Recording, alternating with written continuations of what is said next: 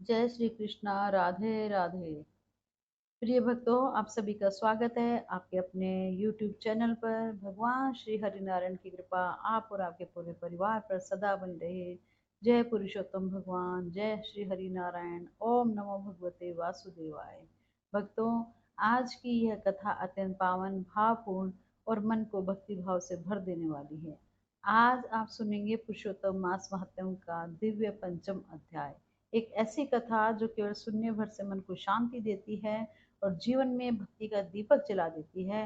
लेकिन कथा आरंभ करने से पहले आइए हम सब मिलकर पुरुषोत्तम भगवान की स्तुति करें।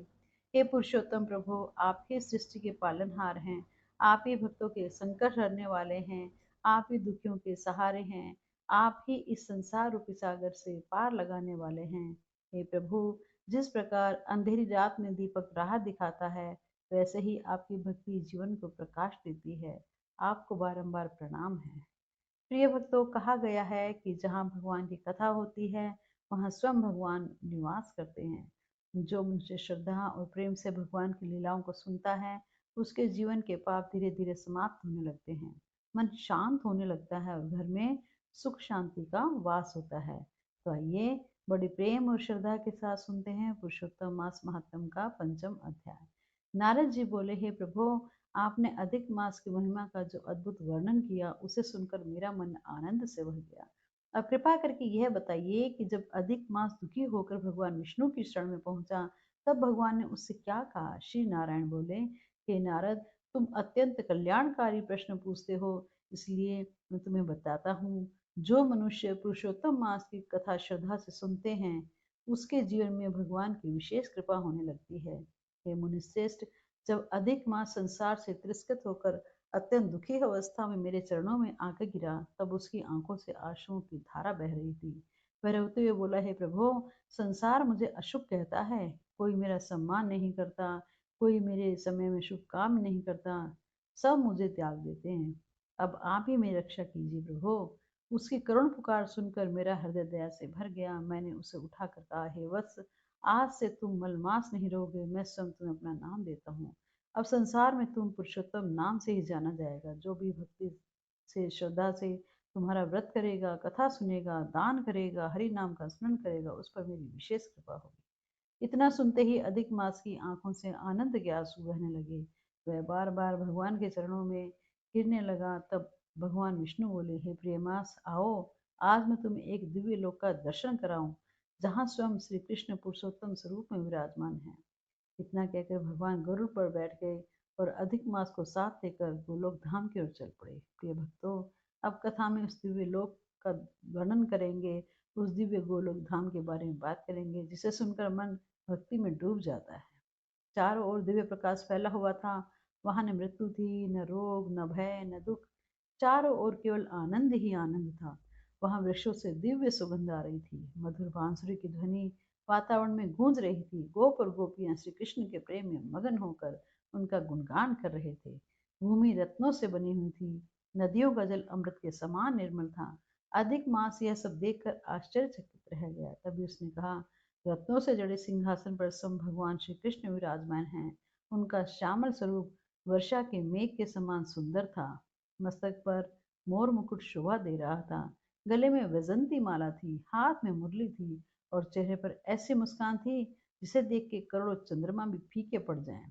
भगवान के दर्शन करते ही अधिक मास भाव विभोर होकर उनके चरणों में गिर पड़ा।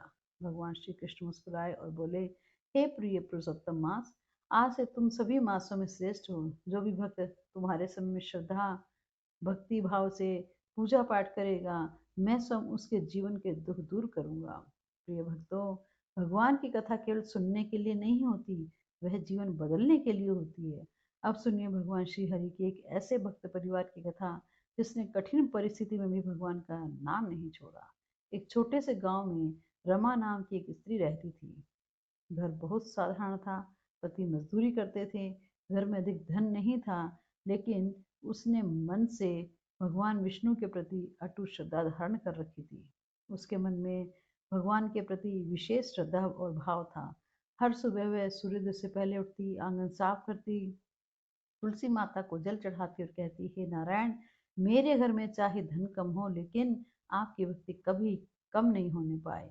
उसका छोटा बेटा बेटा पास बैठा उसे देखा करता था। एक दिन उसने पूछा, माँ, क्या भगवान सचमुच हमारी बातें सुनते हैं? रमा मुस्कुराई और बोली, बेटा, भगवान हर उस दिल की आवाज़ सुनते हैं जिसमें सच्ची श्रद्धा होती है। रमा हर एकादशी का व्रत करती, पुरुषोत्तम मास में प्रतिदिन दीपदान करती और कथा सुनती, लेकिन भगवान जब अपने भक्तों पर कृपा बरसाने वाले होते हैं, तब पहले उनकी परीक्षा अवश्य लेते हैं। एक दिन अचानक उसके पति की तबीयत बहुत खराब हो गई। काम बंद हो गया, घर में रखा थोड़ा बहुत पैसा भी दवाइयों में खर्च हो गया। पड़ोस की औरतें कहने लगी, इतनी पूजा पाठ करती हो, फिर भी तुम्हारे घर में दुख कम क्यों नहीं हो रहे? लेकिन रमा ने कभी भगवान से शिकायत नहीं की। वह केवल इतना ही कहती, जिस नाव का खिवैया भगवान हो, वह कभी डूबती डूबती नहीं है। रात को जब सब सो जाते हैं, तब वह तुलसी माता के पास दीपक जलाकर बैठ जाती और रोते हुए कहती, हे प्रभु, अगर यह मेरी परीक्षा है तो मुझे शक्ति दीजिए, लेकिन मेरा विश्वास कभी टूटने मत देना। दिन बीतते गए, उसके पति की हालत और बिगड़ने लगी। घर में अनाज तक खत्म होने लगा, लेकिन रमा हर सुबह पहले की तरह भगवान के सामने दीपक जलाती रही। एक रात बहुत तेज बारिश हो रही थी, चारों ओर अंधेरा था। रमा तुलसी के पास बैठकर भगवान का नाम जप रही थी। थकान के कारण उसकी आंखें लग गई। तभी उसे एक अद्भुत सपना दिखाई दिया। उसने देखा, दिव्य प्रकाश चारों ओर फैल गया है। उस प्रकाश के बीच स्वयं भगवान विष्णु खड़े हैं। शंख, चक्र, गदा, पद्म धारण किए हुए भगवान मुस्कुरा रहे हैं। रमा, तुमने कठिन समय में भी हमारा नाम नहीं छोड़ा। तुम्हारी भक्ति ने हमें प्रसन्न कर दिया। अब तुम्हारे घर में किसी भी प्रकार का कोई दुख तकलीफ नहीं रहेगी। रमा रोते हुए भगवान के चरणों में गिर पड़ी। सुबह जब उसकी आंखें खुली तो उसका मन अजीब शांति से भरा हुआ था। वह तुरंत तुलसी माता के पास गई और बोली, हे प्रभु, मुझे आप पर पूरा विश्वास है कि आप मेरे साथ हैं। उसी दिन एक गांव का एक व्यापारी उनके घर आया। वह बोला, बहन, मुझे ईमानदार आदमी की जरूरत है। क्या तुम्हारे पति मेरे गोदाम का काम संभाल लेंगे? रमा की आंखों में आंसू आ गए। उसने मन ही मन भगवान को धन्यवाद दिया। धीरे धीरे उसके पति का स्वास्थ्य सही होने लगा। घर की हालत सुधरने लगी। जिस घर में कभी दुख और चिंता थी, वहां अब भजन और शांति का वातावरण रहने लगा। उसका बेटा भी हर समय भगवान का नाम लेने लगा। एक दिन उसने अपनी माँ से पूछा, माँ, भगवान हमारी मदद क्यों करते हैं? रमा मुस्कुराकर बोली, बेटा, भगवान कभी अपने बच्चों को, अपने भक्तों को अकेला नहीं छोड़ते। प्रिय भक्तों, जीवन में जब कठिन समय आए तो घबराना मत। भगवान देर जरूर करते हैं, लेकिन कभी अंधेर नहीं करते। भक्ति का अर्थ केवल मंदिर जाना नहीं है। भक्ति का अर्थ है हर परिस्थिति में भगवान पर विश्वास बनाए रखना। जब संसार साथ छोड़ दे, तब भी मन में विश्वास रखना कि मेरे प्रभु मेरे साथ हैं। यही विश्वास एक दिन चमत्कार बनकर हमारे जीवन में लौटता है। अब आप सभी सुनिए श्रीमद् भगवद गीता के चतुर्थ अध्याय का महत्व। भगवान श्री कृष्ण बोले, हे देवी, वाराणसी नगरी में भरत नाम के एक महान संत रहते थे। वे प्रतिदिन गीता के चौथे अध्याय का पाठ किया करते थे। उनका मन अत्यंत शांत और निर्मल हो गया था। एक दिन वे वन में विश्राम कर रहे थे, जहाँ दो बेर के वृक्ष खड़े थे। उनके वहां बैठकर गीता का पाठ करने से उन वृक्षों का उद्धार हो गया। वास्तव में वे पेड़ पूर्व जन्म की अप्सराएं थी, जिन्हें श्राप मिला था। गीता के चौथे अध्याय के प्रभाव से उन्हें पुनः मनुष्य जन्म प्राप्त हुआ।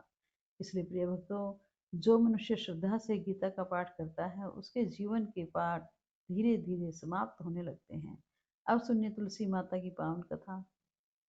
एक निर्धर ब्राह्मण प्रतिदिन तुलसी माता की पूजा करता था। वह हाथ जोड़कर कहता, है तुलसी माता, मेरे घर में कृपा बनाए रखिए। तुलसी माता उसकी भक्तिभाव से प्रसन्न हो गई। एक दिन वह कन्या का रूप धारण कर उसके सामने प्रकट हुई और बोली, ब्राह्मण देवता, क्या मैं आपके घर चलूं? पहले तो ब्राह्मण डर गया, क्योंकि उसके घर में पहले से कई बेटियां थी। लेकिन उसकी पत्नी ने कहा, जिससे भगवान भेजे उसे मना नहीं करना चाहिए। जब वह कन्या उनके घर आई तो धीरे धीरे घर में सुख समृद्धि समाने लगी। खूब सुख समृद्धि घर के अंदर आने लगी। समय आने पर सभी कन्याओं का विवाह बड़े धूमधाम से हुआ और ब्राह्मण का घर आनंद से भर गया। प्रिय भक्तों, जिस घर में तुलसी माता का वास होता है, वहाँ भगवान विष्णु की कृपा सदैव बनी रहती है। तो भक्तों, आज की कथा से हमें यही सीखने को मिला कि कठिन समय में भी भगवान का नाम कभी नहीं छोड़ना चाहिए। भक्ति का दीपक हमेशा जलाए रखना चाहिए, क्योंकि जब मन में भक्ति होती है, तब भगवान स्वयं हमारे जीवन का मार्गदर्शन करते हैं। अगर आप सभी को आज की ये कथा पसंद आई तो वीडियो को लाइक कीजिए, कमेंट बॉक्स में पुरुषोत्तम भगवान अवश्य लिखिए, और अगर आप हमारे चैनल पर नए हैं तो चैनल को सब्सक्राइब कीजिए, बेल नोटिफिकेशन ऑन कर लीजिए, ताकि रोज ऐसी ही भक्ति और प्रेरणा से भरी कथाएं आपको यहाँ सुनने को मिलेंगी। बोलिए भगवान विष्णु की जय, पुरुषोत्तम भगवान की जय, कृष्ण भगवान की जय, नारायण भगवान की जय। जय जय श्री राधे राधे राधे।